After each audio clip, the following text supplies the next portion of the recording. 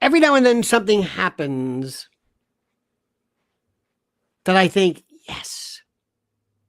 I want to tell you about a little thing that happened about a group of people called the TSAHOLES.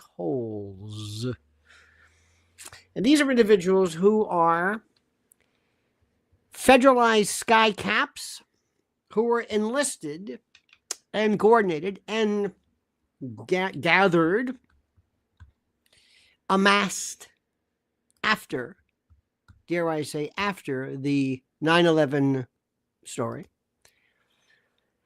And they took over when we were crazy and nuts after 9/11. It was one of my glory days in terms of being a righteous civil libertarian as I am. I went berserk during this when the TSAHOLES were picked and selected and brought on board. It was the worst thing I ever saw in my life. And nobody saw it. And yet again, as this was happening, and I was telling people about it, they looked at me like, what are you talking about? There you go again. There you go again. You with your, your rights and everything. Would you stop always ruining our fun by talking about your rights? The hell with your rights. I couldn't believe what I was hearing. Couldn't believe what I was hearing. And it just continues to blow my mind. Okay. So it turns out now that some Republican Congress people, we'll talk about this, are going to consider disbanding the TSA, and how this brings me such elation. Because let me tell you something. If you want to see the TSA in action, go to an early flight, let's say early morning at JFK. Just go to the JetBlue Corral and just see the attitude of the TSA. And not the people who just stand there. You'll look at these people and say, what are you doing? What are you saving us from? We're going to be talking about that. And also going to be talking about this woman by the name of Alina Habba. And why that matters, why that's important, why that's critical, why that is of interest. So I'm so glad you could join us on this Friday night. We're going to be talking about some very, very serious things, but in a lighthearted and jocular way. In a jocose manner, as it were. So sit back, my friends, get ready. We're going to have a wonderful time. Thank you so much for joining us. Please make sure you are subscribed to Lionel Nation, because for some reason, some people find themselves unsubscribed for reasons I don't understand. And until then, my friends, I want you to listen very closely to this. Are you feeling buried under credit card bills, personal loans piling up? Well, you're not alone, and you don't have to face it alone either. Millions of Americans are struggling with debt, and for many, national debt relief has been the trusted solution. With just one call or a few clicks, you can find out if you qualify for a proven program that could reduce what you owe and help you become debt-free faster than you ever thought possible. National debt relief works by negotiating directly with your creditors on your behalf. That means lower payments, less stress, and no more collection calls. They've helped over 500,000 people resolve more than $10 billion in debt, and they're ready to help you too. There's no upfront cost, no obligation, and no pressure. Just real support from a team that's A+ rated with the Better Business Bureau and ranked #1 for debt relief services in America. So if you owe $10,000 or more in credit card or unsecured debt, don't wait. Go to NoDebtWithLionel.com. That's NoDebtWithLionel.com. Take the first step, get your life back, because you deserve peace of mind. I'm going to talk to you first about a woman named Alina Habba. Now, I'm telling you right now that I have no direct insight into this, but I do think I know kind of sort of what's happening. I think I know what's happening, and I think I'm kind of getting what's happening here. I think I am. I think I'm correct. By the way, little heads up, tonight at 9:30, those of you who are Lionel Nation member fans, I did one of the best interviews with a fellow named John Kiriakou. He is a CIA, he was an ex-CIA agent, a whistleblower who spent like 30 something months in federal prison for basically telling the truth. But I interviewed him in a way that nobody has. You may have seen him before, but nobody does it like this. Nobody. I'm telling you right now. It's an interview that will forever change your life. Plus, make sure you check out the King of Cringe, the Howard Stern piece, which I think is just wonderful. Anyway, so much for that. Let me tell you, my friends, what I love about the biz, and that is image and message. It's what I want to get across. Image and message. What image, what message? Good question. Glad you asked. The president, and by the way, MRO Levon says, suggestion, please adopt the pronunciation used by Major General retired G.D. Bakshi when he speaks of the Houthis. Okay. Thank you, sir. Now, let me get rid of this. I think one of the two best people I think are the most interesting, Susie Wiles and Caroline Levitt. Caroline Levitt, to me, is just perfect. Mom, young, just a mere 27 years old. Mind blown here, ladies and gentlemen. Mind blown. And she wears very nice clothes, very conservative. She's a mom, wears a cross. Love it. Never salacious, never slutty, never, and I mean it, never. I despise that. If you want to work for a TV, whatever, not TV, but a movie company, or if you want to go on TV, fine, it's fine, it's up to you. You want to do OnlyFans, that's up to you, knock yourself out. But if you want to work for my president, you better act respectful and dress accordingly.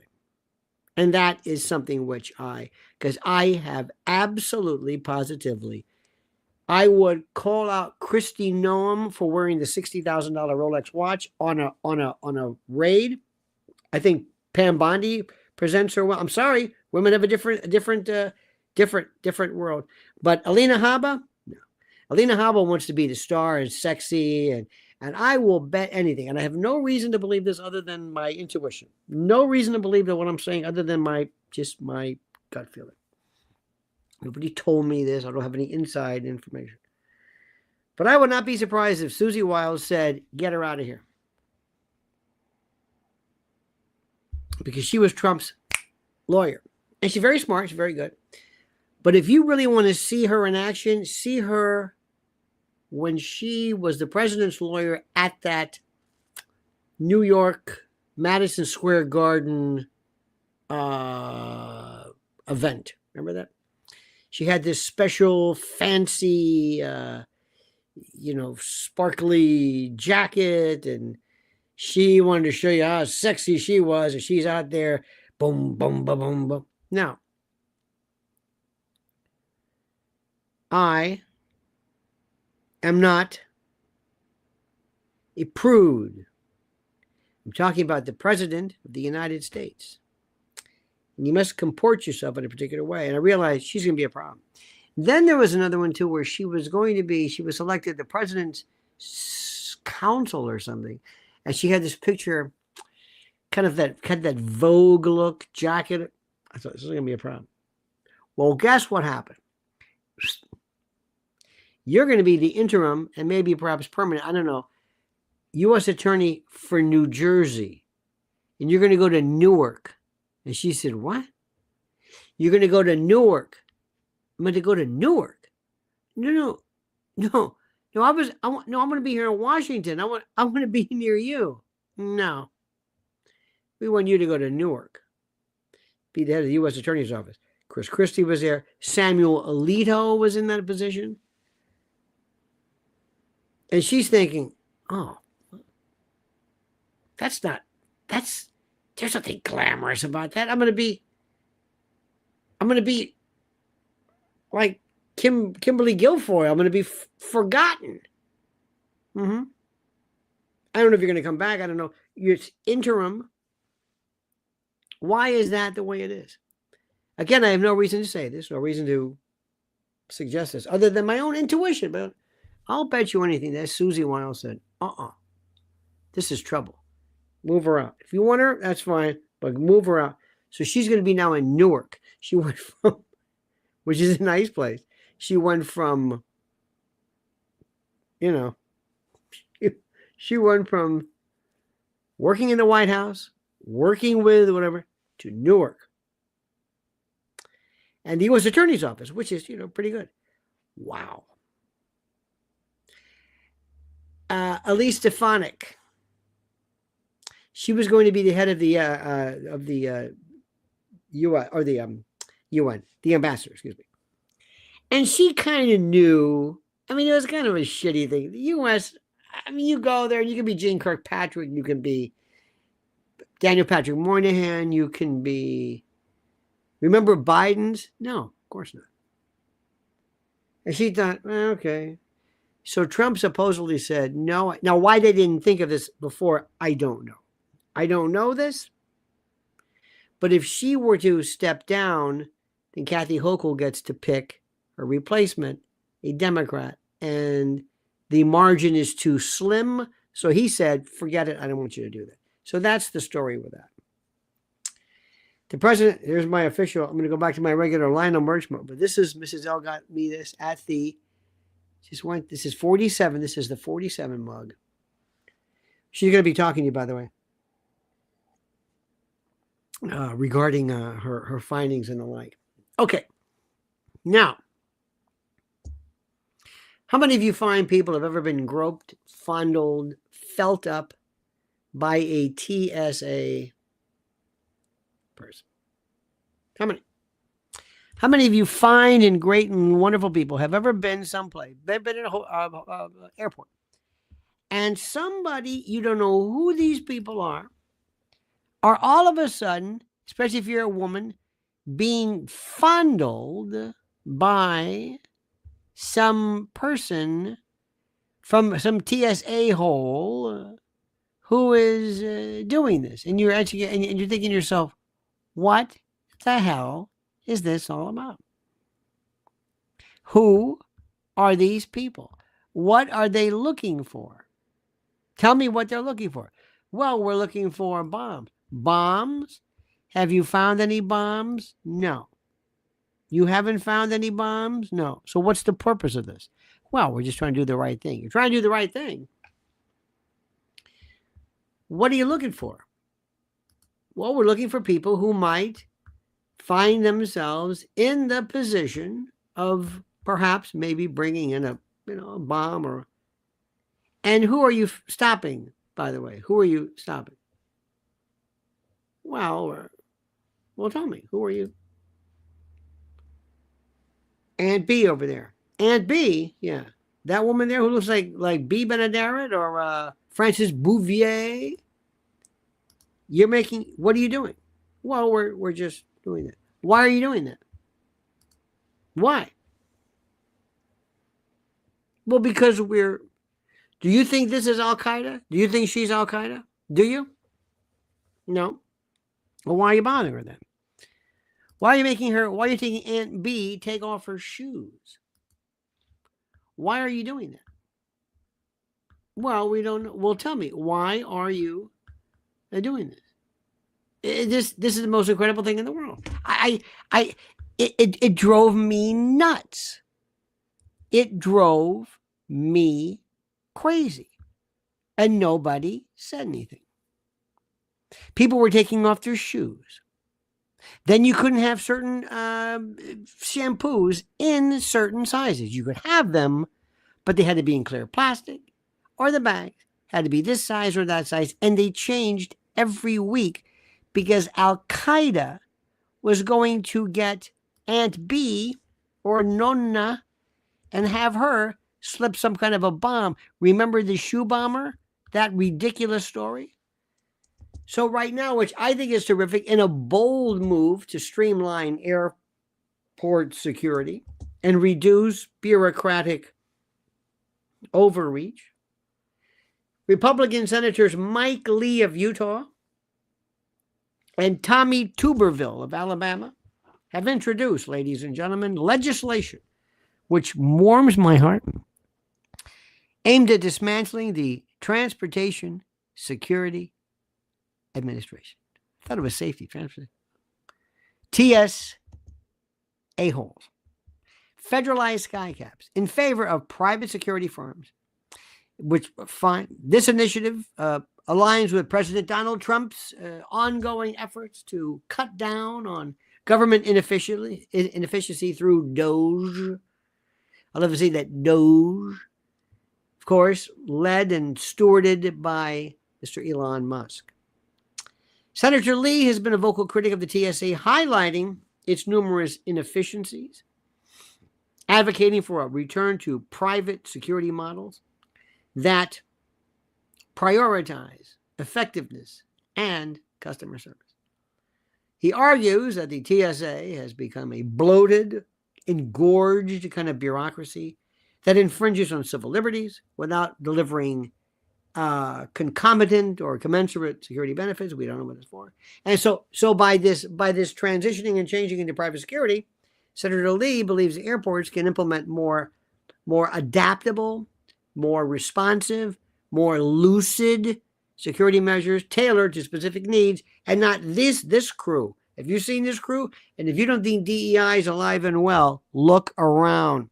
Senator Tuberville echoes Senator Lee's sentiments, emphasizing the importance of accountability, efficacy, efficiency, rational thought, trying to get the bad guys in security operations. And he points out, ladies and gentlemen of the jury, that several airports have already successfully integrated private security firms under TSA's screening partnership program. And this demonstrates the viability of his approach. So Tuberville says that expanding this model nationwide could enhance security outcomes while reducing taxpayer burden. Isn't that great?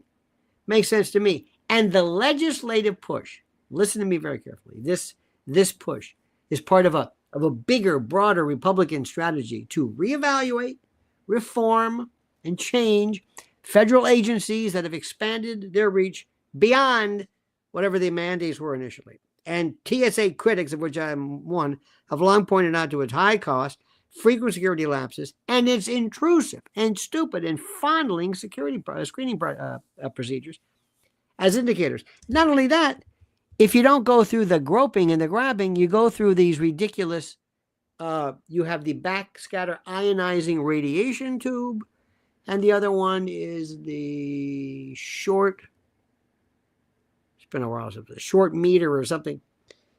If you expose your head, they found out that there were cancer clusters. I think it was O'Hare or Boston, where people who stood by these machines were having lymphatic, nodules, and not good at all. So, and this is important, as we see what's happening right now, and as we're paying attention to what's happening, many people are saying we're going to change things the way it should be. Now, when this happened, I remember I was doing so many commentaries, I became obsessed. I said, how can you allow this to happen? And they said, but it was 9/11. I said, we're losing ourselves at 9/11. If you thought COVID was bad, you remember how bad we were with 9/11. I said, how many bombs have you found? None. What's the purpose of this? Well, nobody knew. This is when I realized, oh my God, we've got problems. We live in a world where people are just allowing themselves this subjugation to the point of, I don't even know what the words are. I want to tell you one particular story, and I'll never forget this one. And this is just from memory when I tell you this. I really don't, I don't know the actual specifics of it, but this is from memory. I'll never forget this. There was a man who had a urostomy bag. He had just like a colonoscopy, colostomy. This was a urostomy. It was a bladder versus the ileum or the colon or whatever. And he has that's attached to, the stoma is attached to a bag, a catheter bag, the reservoir. to catch urine, and that's kind of the process behind this.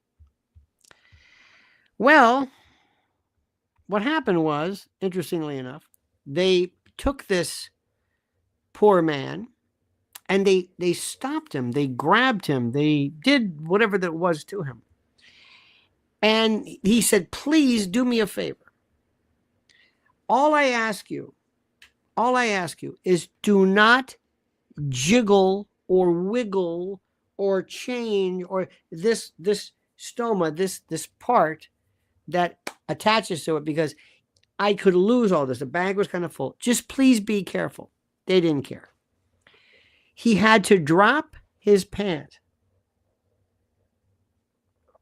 at some point, and we have problems, Captain, as the sub imploded. That's right. That's right. That terrible, awful thing. Raul says, my pants almost fell down when I took off my belt. Yep. Let me tell you what happened to this one. This fellow, his pants dropped. You know what? That's exactly. Come to think of it, you're correct. Took off his belt, his pants dropped. There was something jiggling. And the catheter, the bag that was filled with his urine, because it's a reservoir, spilled into the crotch part of his pants, which were down where they fell. They kind of laughed. It wasn't a finger pointing, mocking laughing, but they sort of laughed. And he had to waddle across the tarmac, or not the tarmac, the concourse to his flight, crying, humiliated. And all they said was, just be careful. He sat in his own urine. And when I read this, I just thought to myself, this is absolutely horrible. I've seen women grabbed and felt, and I love when they say, I'm going to take the back of my hand and I'm going to rub your breast with the back of my hand. Excuse me, who are you? Last week you were working at Jiffy Lube and now you're a federalized skycap. Now let me tell you the way they do it in another place. I know a lot of Israel talk. People go, oh, Israel, Zionists and all this. But they do know security. They have LL. Now granted, it's a smaller country. They have fewer flights. They can do this. But let me tell you what happens when you go there. And what I saw firsthand, I was there twice. It was with a group. And I was going to meet my fellow compatriots. I didn't have any of the information. They had all the information, all the flight stuff. And we were all part of like a group. So it was in Newark. And as I get out of the air, before I even get anywhere near the desk, this guy comes up. And he's got a suit and he says, and he has an accent, he's Israeli.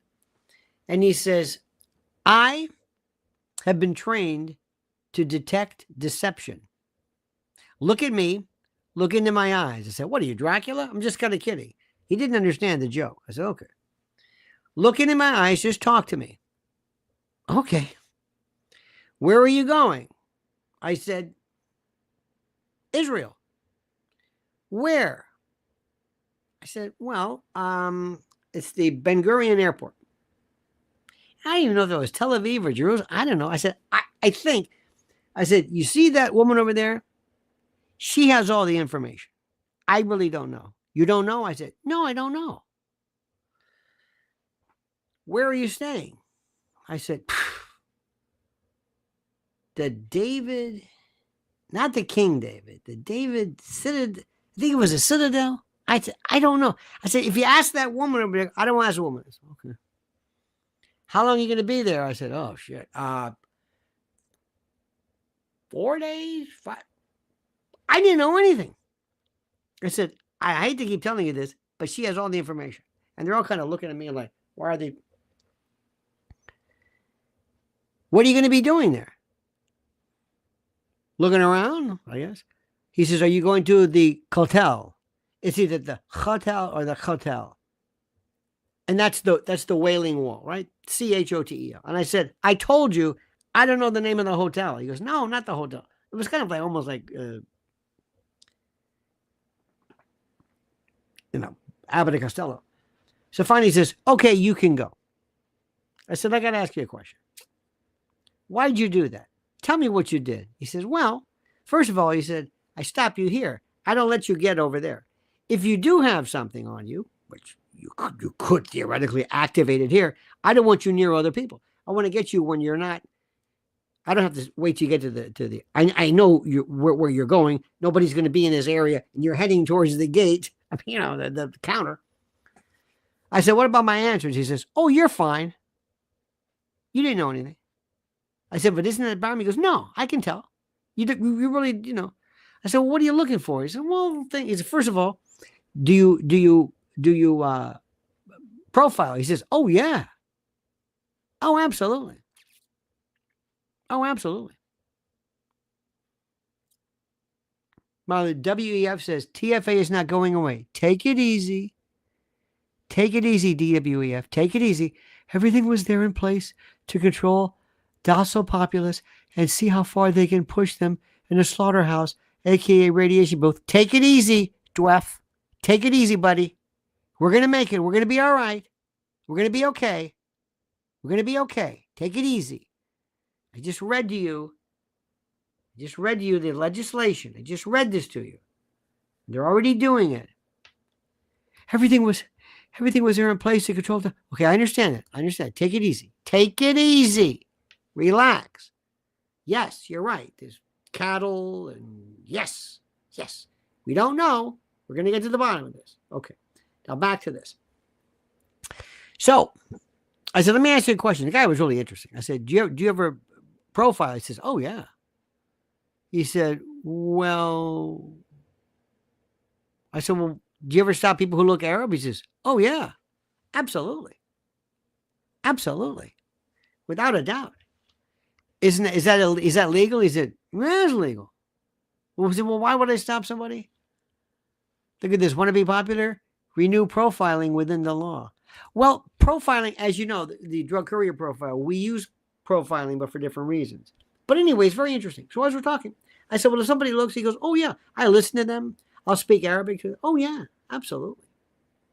And I said, well, what about the stuff you're carrying on the plane?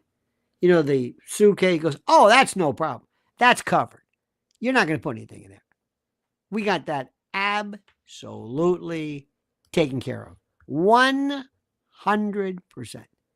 That's not a problem. Really? Absolutely. Okay, I didn't know that. I said, well, what is your goal?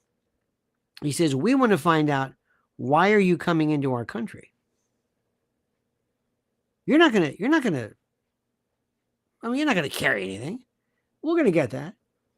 And you're not going to have anything in your shoe. They had this thing for the first time. Have you ever seen this thing where they blow they have this little puff of air? Have you ever seen that? They blow this kind of a poof. They kind of blow this puff of air. It's beautiful. Have you ever seen this? It's wonderful. And you ask yourself, what is the story behind that? Why is it? And it's the idea is that it how do I say this? It allows them to blow or to puff any kind of particulate matter or anything on you that might be a problem. It's fascinating. So, and when you walk in, it's at eye level. So you get this blow and people are, doing like this because they don't know what the hell this stuff is. It's fascinating. So anyway, as we're doing this stuff, and we're going through this and we're listening, we had I think it was a 747. I don't know. It was a while back. It was a big plane. And it was forever. I think we were all taking Ambien at the time. I mean, it was like, Jesus, God, it was the longest flight you can imagine. I said, I will never want to do this again in my life. You understand this? Okay. So there was this one guy who was sitting there and he was drinking like a tab, but that with Hebrew language, it was like a Israeli tab, and he was sitting straight up. The guy never blinked. He was a sky marshal. Duh, but I found out later. He goes, yep. I said, he's pretty obvious. Oh, we want him to be obvious. Absolutely. But he said, we want to know why you want to come into our country. You don't care about your luggage. So I told him, I said, what about the Aunt B and the shoes? He goes, that's terrible. Nobody made me take my shoes off because your shoes are fine. It's just not going to happen. We profile. We know who people are. We remember the actual, how do I say this? What was it? The shoe bomber. Oh, I got to tell you this story. This was one of the funniest things ever. Not only do people is to get a job at the airport, looking at and reading the scanners or watching the scanners, it's very, very, very expensive. Not expensive, but lucrative. But also there's a waiting list. And so what they always do is sometimes they'll call people from the agent from the airport or whatever, and they'll say, would you try to put something on this plane? Would you? Yes, he had. Remember that Matthew's right. There were handlers who brought him on, guys with suits. Okay. So later on, make a long story short, they're told that the people are told, we're always trying to slip something past you. Always. So be on the lookout. We'll get some person to try to, not a real explosive, but something that looks like, or something that should be stopped, to see, because there's this waiting line. And if you don't get it, you're off, and we'll put somebody else in there. So they're very, very paranoid and they watch those things because they're not about to lose this job. I mean, any kind of anything, any gradation, anything. Is it, what kind of shadow is that? What is that there? What is that? That's what they do. Okay, fine. Now, we were with a woman who said, I want to get a challah bread, for the challah bread, the bread and a knife and the whole bit. And we're looking for it. Where do you get this? Where do we buy it? Okay. She couldn't find it. So at the last, like almost on we're almost on our way to the airport, we stop someplace and she gets this board with the knife and she puts it on her carry-on. I can't believe what I'm seeing here. Nobody knew it. We didn't know it. They didn't know it. Of all the places. And this challah knife is like this long with serrated, and anyway. So here's this guy sitting here looking at these bags going by. And he's looking at one shadow after another. He's looking at one circular thing after another. He's looking at one big, oh my God, this is the most boring goddamn job. But I'm not going to let anything get in the way of this job. No way they're going to pull something on me. No siree. And then all of a sudden, here comes this knife. It lights up. It's metal. It's this long. You can see this array. You can almost read the grains of wood. And he looks at this. And they stop us. He calls these people over. Now the fellow who was doing it thought somebody was ribbing him. They said, do you think I'm stupid? This is what you're doing? Do you think I'm going to fall for that? He goes, no. Do you think I'm going to fall for that? I don't think. This is the worst thing. He was so pissed off, not at us, but that he thought it was a joke. Who in there, are you stupid enough to put a knife through? I can tell shades of, anyway. So they pull her friend over, and she was absolutely flummoxed. She said, and they go, don't worry, go. Because they knew she didn't mean anything. She's not going to attack the pilot with a challah knife. It ain't going to happen. Thomas Almy says, I feel obligated to say, one love, baby, choo-choo. Well, thank you so much. I appreciate that. I really do. So anyway, but they have a very, very different thing about the way they conduct security. How is it? Who is going to take a plane over? Now, they have this new thing. They used to have this other device or this procedure where they would shut. You know how they have those, those big revolving doors, where you can put like 4 people in your luggage and they swing around. They can lock those so you can't get out. That was one of our listeners tried to say. Do you know? Do you understand the reason for this? Do you understand that immediately after 9/11, his name was Michael Chertoff. Chertoff's company that he lobbied for, he was the head of Homeland Security.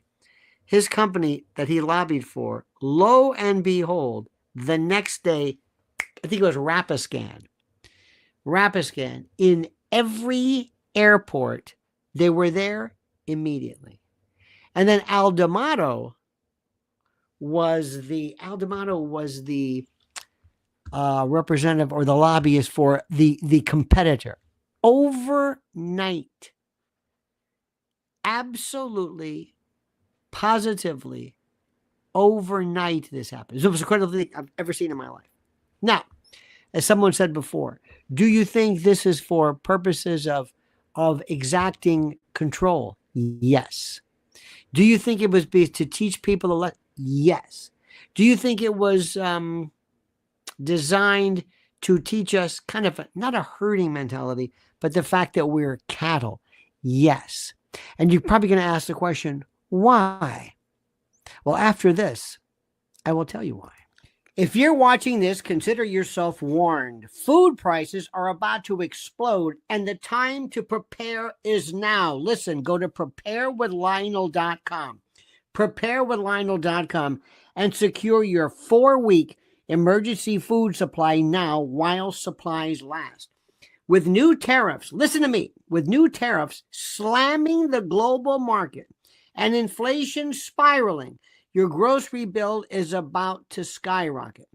When the crisis hits, shelves will be empty, and those who didn't prepare will be left desperate. History proves it. Every major economic collapse, every supply chain disruption, the first thing to go is food. You do not want to be waiting in government lines, hoping there's enough left for you and your family. This 4-week emergency food kit delivers over 2,000 calories per day, ensuring you have the nutrients you need and your family needs to weather the storm. It's fortified for survival, packed in rugged, long-term storage containers, and can last up to 25 years. So when disaster strikes, you'll be ready. Order today, and you'll get 4 free 72-hour food kits. That's 12 extra days of meals at no cost. The regular price is $346.80, but right now you get it for just $247. Don't wait until it's too late. Go to preparewithlionel.com, preparewithlionel.com, and lock in your emergency food supply before the real panic begins. Thank you, Matt and Tina. Matt and Tina says, TSA took my bottle of Jack Daniels. It was the most ridiculous thing in the world. Now, somebody asked before, what do you think the reason is that? Is it to acclimate us? Yes. Is it to break our will? Absolutely. Is it to put us through this? Yes. Absolutely. The best thing for you to do is to have private security. Private security that is bidding on this will get the right people, and they will have the best people, and they will sit and they will watch, and they will look, and they will say, you come here, you come here. I'm not going to stop an 85-year-old black woman going to Disney World with her grandkids. I'm just not going to do it. I know Al-Qaeda is pretty sharp, but let me ask you this. Let's talk about profiling. First question is profiling legal? Question before that is, what's profiling? What does that mean? Profiling. Can you stop somebody because of who they are? Can you stop somebody? We always heard of DWB, driving while black. Many people on the Jersey Turnpike, a lot of black folks would say, they pulled me over because I'm black. I'm thinking, how does he know you're black? It's at night. They're behind you. Can't see in. How do they know you're black? How?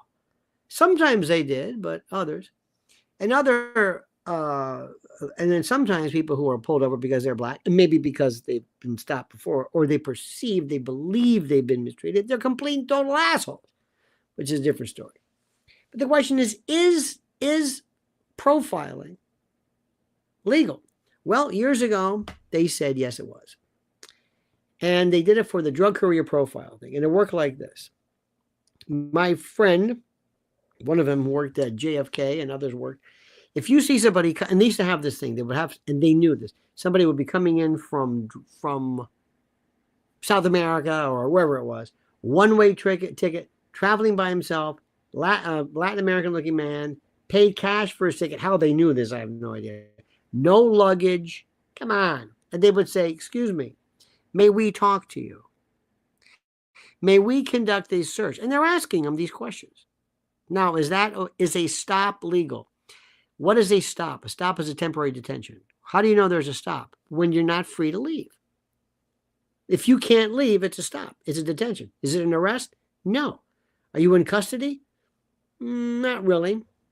But you're not in custody. Custody means I'm charging you with something. But to stop you, I can ask a question. I can just ask a question. And they would always say, do you mind if we look? And they say, yeah, go ahead. And people would sometimes these requests were a little bit shady.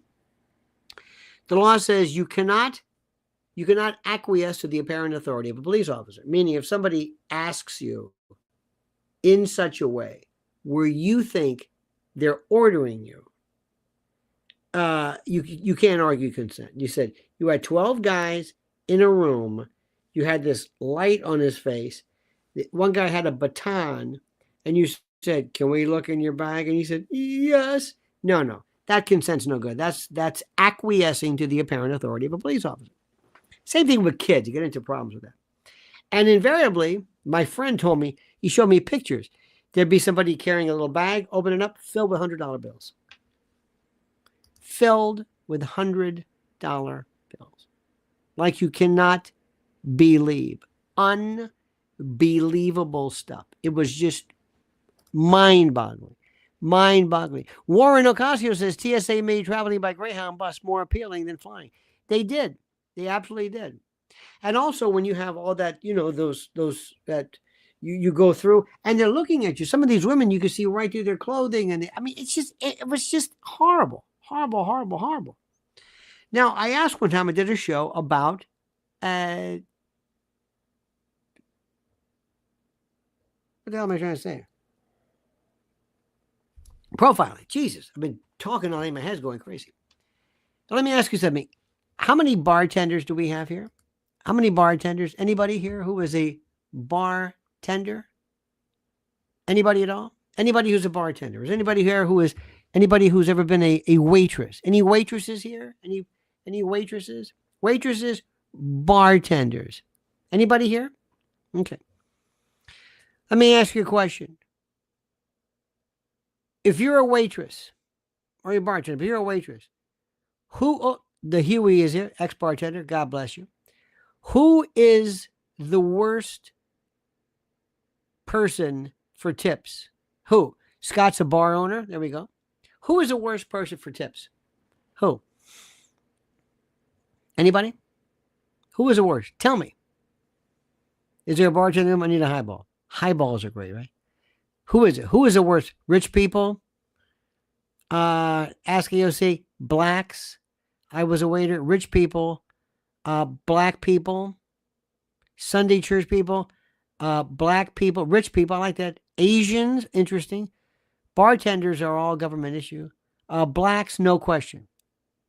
Draft beer drinker. Interesting. White guy, women. Without a question, everybody I've ever talked to, black patrons are the worst tippers. Not bad people, not whatever. There was a comedy club I worked years ago where whenever they had a what's it called? Black comedy, Def Comedy Jam. When Def Comedy Jam would come, they would add 10%, 20%, whatever it was, because the patrons wouldn't tip. because of custom. They would not cheap in the least. Bar bills through, always top shelf. Absolutely. Paid, never skipped out. But tipping, no. Sometimes, you know, the old joke about Canadians, what's the difference between a Canadian and a canoe? Canoes tip. Sometimes I think that there's like in Italy, you don't tip unless, you just don't. Unless, you know, the service is so great or whatever it is. Now, you know what I just did? I just profiled. You know who were the best tippers? People in the business. Waiters and waitresses in particular. When waitresses go out, if there's a group of people and they go, hey, honey, they are the best. They know what it's like. They throw it in. They know it. That's called profiling. If you're ever in a place and you're in, let's say you're in a new town and you go to a place and you like it and you're going to be there, let's say you're there for a week and you're going to come back again, make sure you tell the person ahead of time, I'm tipping you ahead of time. You'll get more buybacks than you can imagine. There's a real thing to the whole bar scene, as you know. Okay. Did I profile just now? Is that a profile? Yeah. If you're a waiter, you say, I don't want to take that table. Why? They're Asian or they're black or I don't want that. Is that racist? No, it's called profiling. Now, profiling is based on something else. So one time years ago, I did this show. I was doing talk radio on the weekend. And the station one was in Houston where they have either Johnson Space Center or whatever it was, all these space people. And a guy called up. He said, I am the manager of a car dealership. And I've got this elevated kind of perch and I can see people driving in. And I'm the one who assigned people. And they'll say, okay, got a couple of too highs here, Jerry. And he said, oh, no, you don't. Too highs. Asians. Because they say too high. He said, it's their culture. Nothing personal. I don't want to deal with them. And other people say, I ain't going to talk to them. Not interested. These are car dealers. Different story. This is where they're not going to waste their time. Pilgrim says, thoughts on stop and frisk? Oh, Terry against Ohio. Nothing wrong with that. Did that. I'll tell you a good story about that coming up with my Judge Coe days. We had those stories. In any event, and thank you, by the way. So he said, another guy called me up. He said, Punjabi Indians ain't going to touch him. Car dealer too. Forget it. He said, everything is take it out. I don't want that. He goes, one guy wanted him to take out the heater. He says, I can't take out the heater. The heater is there. It's the engine. I can't take out the heater. Okay. All right. Another one said, if somebody shows up with if one of the rocket scientists, so to speak, at Johnson showed up with a file and if they had a file, but if they had a pipe, forget it. He said, I'm not going to talk to them. Forget it. Because they've already done the research. They know all about it. I don't want to talk to them. Doctors would tell you, if you walk in there with a WebMD file, they don't want to talk to you. They don't want to talk to you.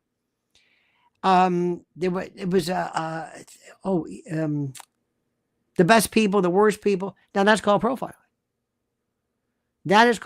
You profile all the time. If you're out looking for somebody, if you're trying to, by the way, to ensure promptness, absolutely no such thing as this rule. To ensure promptness, Grover, that is a myth. That's not what the word means. The word came along when everybody else did, or prior to any kind of reference. It didn't mean to tip. That's something people like to ensure promptness, to ensure prompt service. Absolutely not true. But I've been saying that line for years myself because somebody told me, and I thought it was, and that's terrific. Pilgrim says, is broken windows theory a form of profiling? No. No, not at all. Broken windows means that you don't let minimal cases go by. If somebody's drinking, let's say you're supposed to drink inside a paper bag, and you put the can in there. If they're violating that, if somebody's urinating in a doorway, if somebody's jumps the turnstile at the subway, the old days was it's not important. No, you stop them. It's not profiling. It's paying attention to people who do that. It's a very, very good question. Stop and frisk, you said. Stop and frisk used to be 901. Was it 901 151? I think it was not. Was it 901 151? Could that be right? Florida statutes. Did I get that one right? Oh, stop and frisk. Son of a. I haven't thought of that. I know 901 151. I don't know where my keys are, but 901 151, I know that.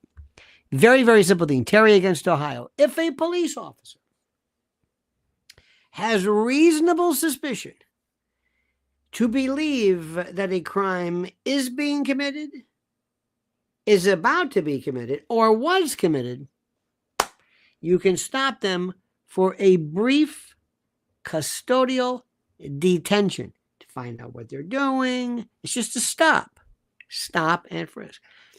And in order to ensure the officer's safety, you can conduct a brief custodial pat down.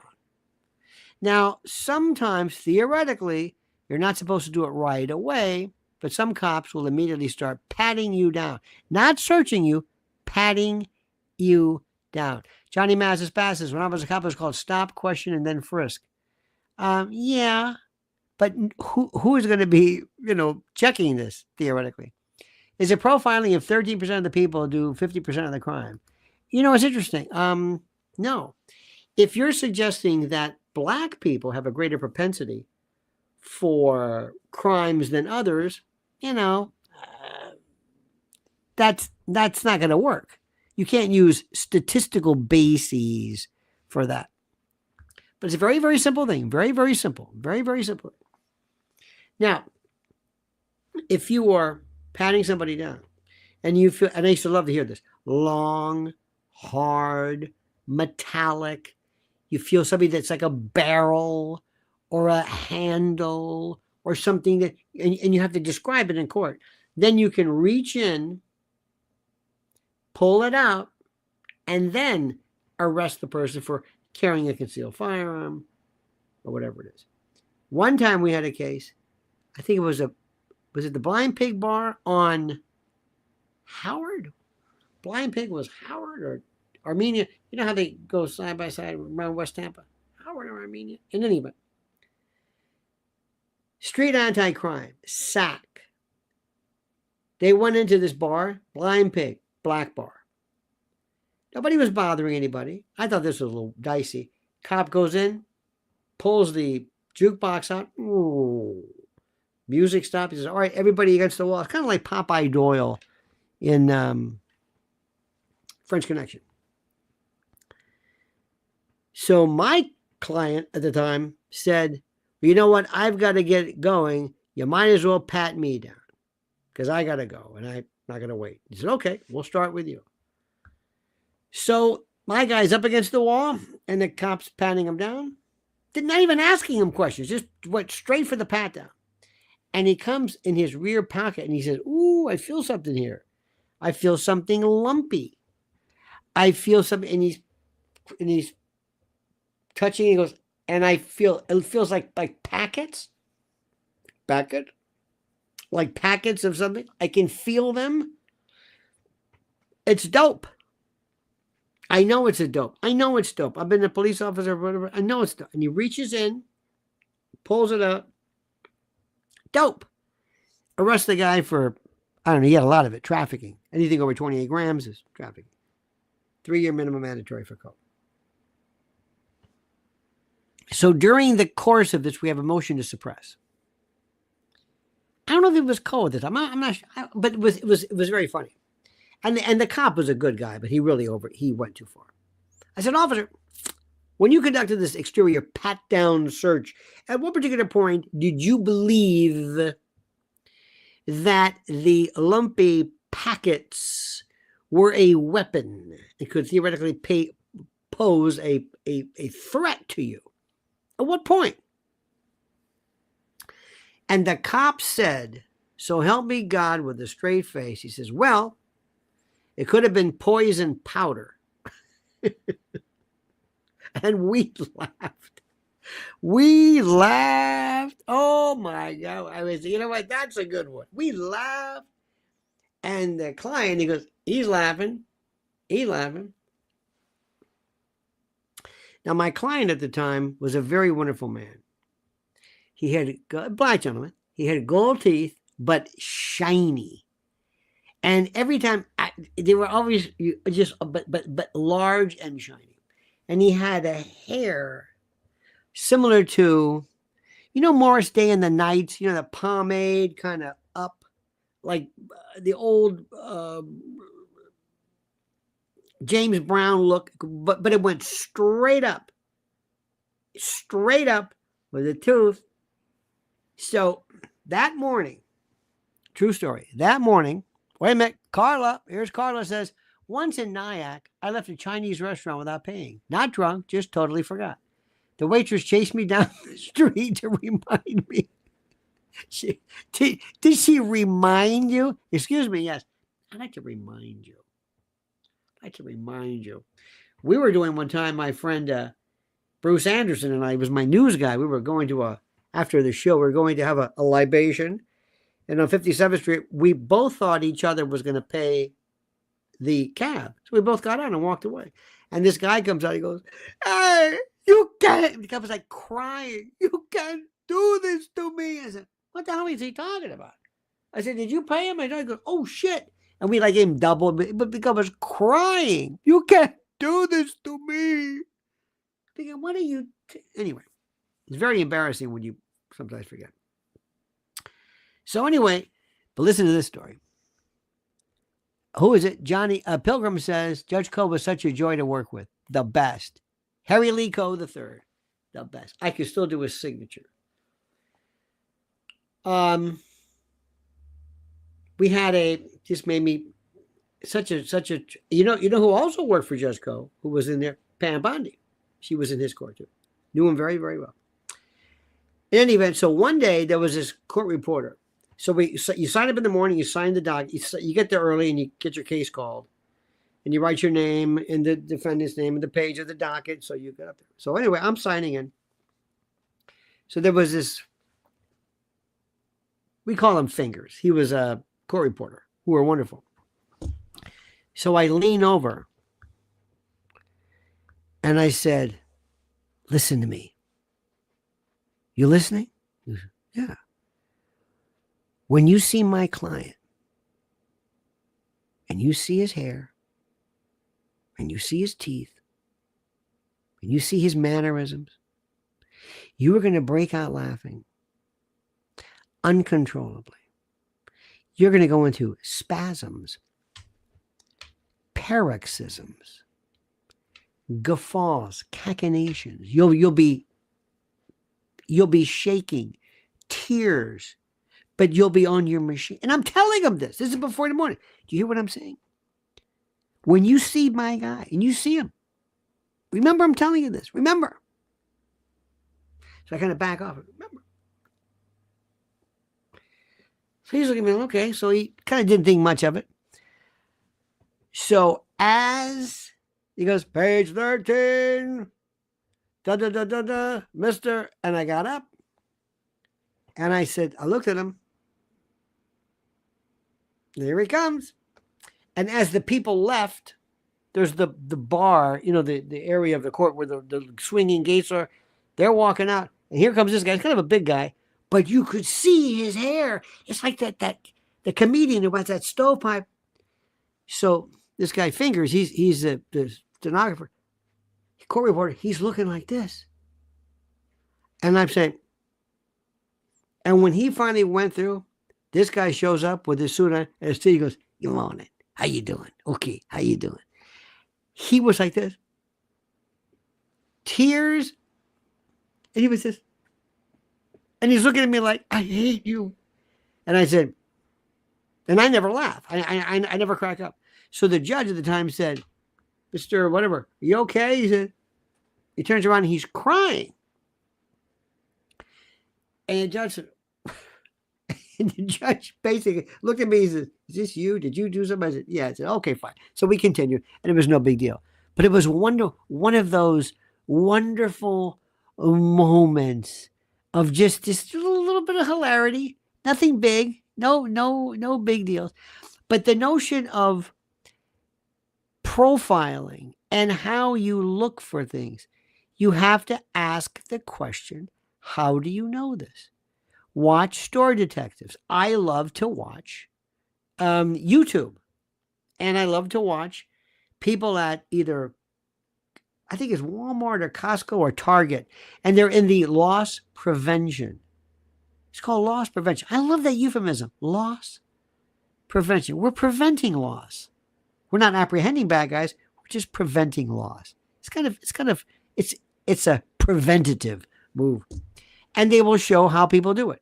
Twice with the swipes, that kind of thing. Like you take your bag and you got two things of steaks. You scan one and the other one, and they're watching you, and they know everything, just like a pit boss in Vegas. And you get these people, and they have the most ridiculous things to say, and they have no. Now, when you're sitting back there and they're looking, they'll say this one. Keep an eye on that one. I can tell. And they'll say, well, how did you know this? I can tell by the way they're looking. They're looking, they're doing a lot of this. Picking things up. There was one where the cameras are so terrific. There was this one I saw just the other day where this woman came and stole 3 big cans of beer, and she's walking around, and it's all on tape. It's all there. But what happens is this guy knew. I knew she was going to do this. I knew the way she acted. I knew it. And by the way, it's funny. Carla mentions this. Have you ever walked out of a place with something in your hand, and you don't realize, and you just leave, and you get in your car and go, oh shit, okay. Dollar Tree, Bloomfield Avenue with Mrs. L.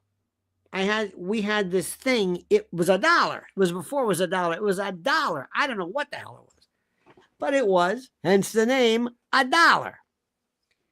And Schmucko over here walks out, and it was like around Christmas time. It was cold, and I thought, oh my God. So I thought to myself, I got to go back in and pay for it.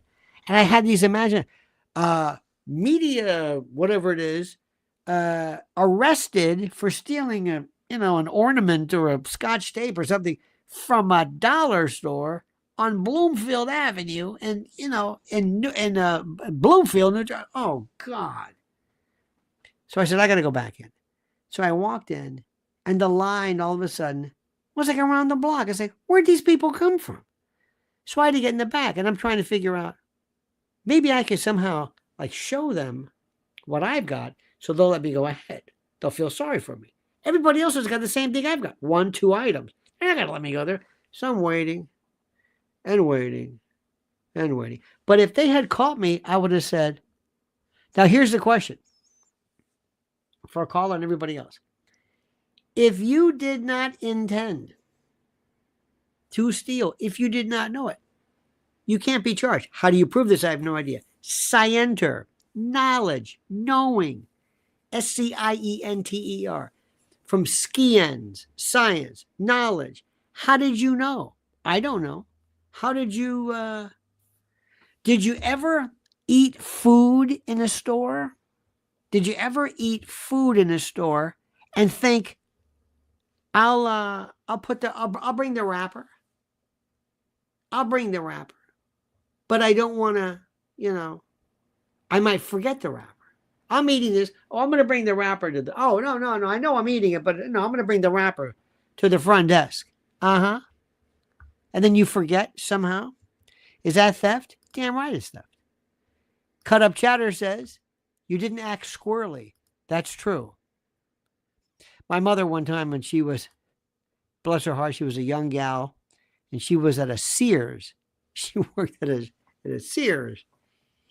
And these two guys came in, and they had a canoe, like this big, this is in the, 50s or 40s, and who knows. Anyway, they had this canoe, two of them, and they walked right out, just walk up, and they have like coveralls, and she's like this, have a nice day.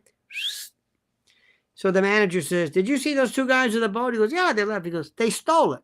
They stole it because they didn't look like they were doing anything, dare I say, furtive. Our good friend Soul says, some Walmarts are piloting body cams on employees. Oh, I got no problem with that. Seriously. I have absolutely no problem with this whatsoever. I love to go to Costco's. I love you got to walk out from this one little place. You got to show them your tag. They're very good at looking at that. But you can't run out. You can't. It's a very, very simple thing. When I saw during COVID and during post George Floyd, what I saw was just disgusting to me to see the amount of theft and people telling me I can't do anything about it. Can't do anything about it. The people running out could run over somebody, hurt somebody. Do any of you find people still live in stores or live in areas where your certain items, bath soaps and liquid soaps and whatever, are behind, I guess, sealed or locked windows? You got to push the button to get this poor schmuck to come over. That's the worst thing in the world. That's the worst thing in the world. And God forbid, thank God it's not something like, rectal itch cream or something like that. This is that. Anyway, but the problem is profiling makes sense. There were police officers who say, I know exactly who's carrying a gun. I can tell you exactly. And they're right. Does that count? No. And you can say, yeah, but I was right. That's why we were in court. Doesn't matter. It doesn't matter why we're in court. It doesn't matter. Period. Is this blurry all the time? Okay, good. It was blurry for a moment.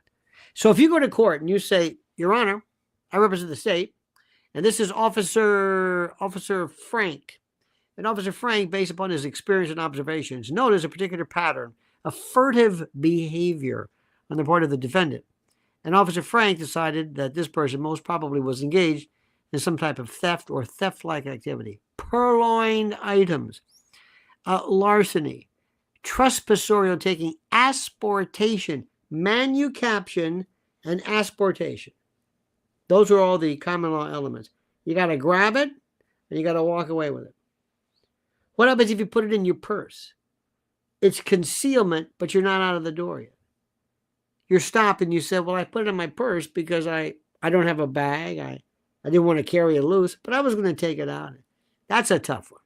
That is a tough one. Very, very, very tough. So the bottom line is profiling works. When you were single, ladies and gentlemen, if you were, let's say, out on the prowl, or you were out, did you ever profile? Did you ever profile? If maybe you are now, maybe you're looking for some object of amour. Do you ever profile? And if you profile, what are you looking for? What specifically are you looking for? Tell me, what are you looking for? We always profile. We do it all the time. You look at your kids and make sure they're acting okay. You're looking for behavior. You're looking for behavior patterns. You're looking for folks. If you work in a place, if you work in a town, we don't really have this, but friends of mine in Italy would talk about gypsies, the Roma. And they say, they're thieves. That guy said, oh, you can't say that. He goes, oh, yeah? Okay. When I see one, he can spot them. If you've been robbed 75 times by gypsies, Roma, are you supposed to learn anything from that? Does that mean anything? Are you supposed to pretend it doesn't mean anything? I don't know. Are you supposed to? Profiling is real. I don't think necessarily it's correct to base a criminal investigation or a stop on it. But if you don't think that people in certain groups, in certain places, in certain areas, at certain times of the day, in certain, if you don't think that military folks act differently than math teachers teach young ladies who teach math or whatever, if you don't think people, do you notice, for example, girls in their teens, in their 20s, in their 30s, in their 40s, do you think they act differently? Do you think that they take on different behavior patterns? Absolutely. Do you? Yeah. I mean, this is just a joke. Again, it's not enough. It's not enough to stop somebody. But if you don't think people don't act, is it? Yeah. And the people who will tell you exactly are people within the particular group you're talking about. And it could be anything from parts of the country to parts of town to whatever. It's absolutely, positively 100% true. Forensic, Leon says, profiling is indeed a part of forensic psychology to an extent, to find out people. That's all. In any event, dear friends, what a delightful evening it was. What a delightful evening discussing these very interesting topics. I thoroughly enjoyed it. Pilgrim said, I did ride-alongs with TPD, Tampa Police Department. It was instructive. Of course it was. I would never want to be a part of that or be a cop, but I'm sure it was. And, by the way, there are people, as you know, who, for everything instructional that you show, there are some black people who say, they treated me like hell, and they will tell you stories you cannot believe. So they are not without bases for being treated. When you respond with, well, one of the reasons why you're treated like this is that your brothers and sisters are doing all this crime, which makes us look at you, and then it just goes around. So if you don't think, a friend of mine, black friend, I said, what do you notice? What would I notice about being black? He said, well, the first thing is when you walk into a store, the way they look at you. I'll never forget that. He said, I don't care if you got a suit on, I don't care what you're doing. You just get this look. He says, and it gets to you after a while. I don't think that's ever happened with me. I do not think that's ever happened to me. So it's something to think about nonetheless. In any event, dear friends, Pilgrim Media, Soul 76 Scan, Cut Up Chatter, Carla, the cookie CEO, trying to skip on a Chinese place in Nyack, no less. Oh, God. Stop the madness. Thomas Almy, thank you. Johnny Mazza Spaz, we thank you. My friend Warren Ocasio, ladies and gentlemen. Matt and Tina. Remember Tony and Tina's wedding? Did you ever go see that? It never ended. And MRO Levon, thank you so much for everything that you appear to do. Warren Ocasio says, I guess I do profile. I stay away from people that talk too fast. Could be. I like that. I don't know what that means. But if you were walking down the street, who was it? Was it Jesse Jackson who says, if you see two black young youths walking, some people say, I'm going to cross the street. Is that profiling? Does anybody care? No. Is that racist? No. Are black people different from white people? Yep. Are black people different from white people? Are white people different? Yes. Are white people different from each other? Yes. Are people of different ages different? Yes. People of different religions? Mm-hmm. Yep. Absolutely. If you haven't figured this out, I can't help you. This idea that we're all the same. Bullshit. I'm not saying it's right or wrong, but there are behaviors. And if you don't think so, try selling something and go to years ago. You don't see it anymore, but we'd be driving. And if you saw years ago, if you were and you saw Newport menthol cigarette commercials on billboards, all of a sudden Newport or Colt 45, you know exactly where you were. Why? Because the people who put them there knew exactly what they were doing. They were selling this particular item, so they went to this particular part of town where they would buy this item. And the people are not going to waste their money with an advertising agency going to places who aren't buying their product. And if black people bought malt liquor and this, that's fine. If I don't know about you, but if you've ever seen here in Queens, for example, you're driving and all of a sudden it looks like little Beirut.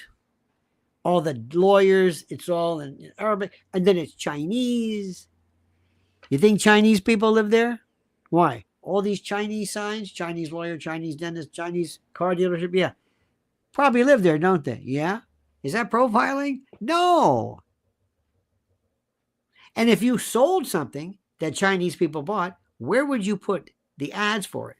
Where the Chinese people are, or the Italians, or whatever it is. This isn't brain surgery.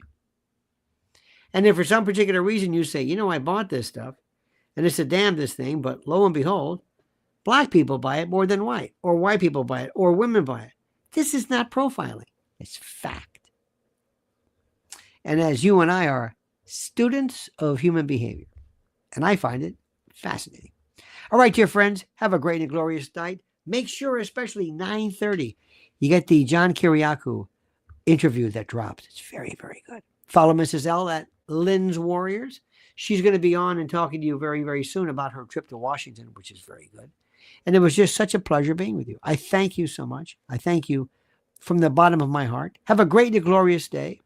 It's going to be 78 degrees, I think, tomorrow. And Central Park's going to be just jammed because spring is here. All right, dear friends, have a great and a glorious day.